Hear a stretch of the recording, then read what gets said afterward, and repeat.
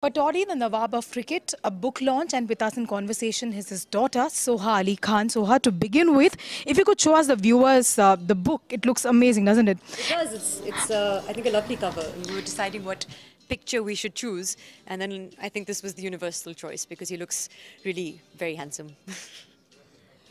Have you been through the book, and what have you really liked about this book?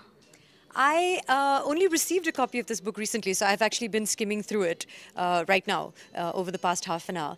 But it's got a lovely collection of essays by sort of fellow cricketers, by actors as well, by some family members. My mother's written the foreword.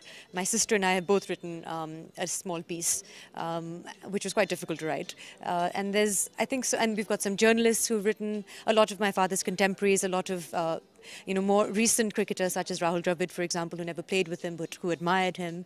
So I think it's a wonderfully interesting collection of essays, and I think that hopefully people will enjoy reading about him. What is that one quality about Tiger Pataudi that nobody knows but you would know because you're a family? What is that one thing that really strikes you all the time about him? I think one thing, as I was skimming through this, I thought, what was interesting about Abba was that how he was with us was really how he was with others, or how he was with others was how he was with us as well.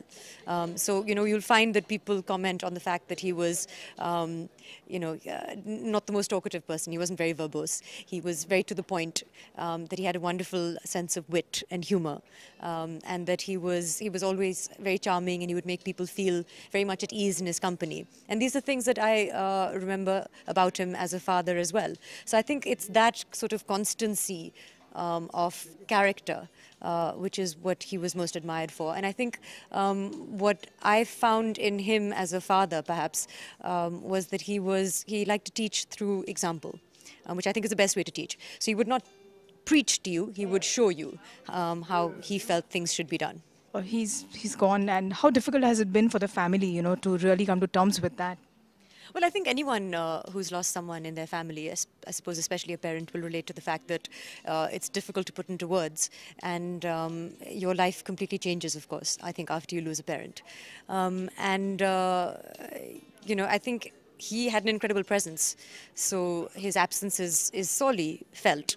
And I find, because I live perhaps in Mumbai, unlike my mother and my sister, it's only when I come to Delhi that I'm reminded more of his absence. Otherwise, I can almost imagine that he's still there.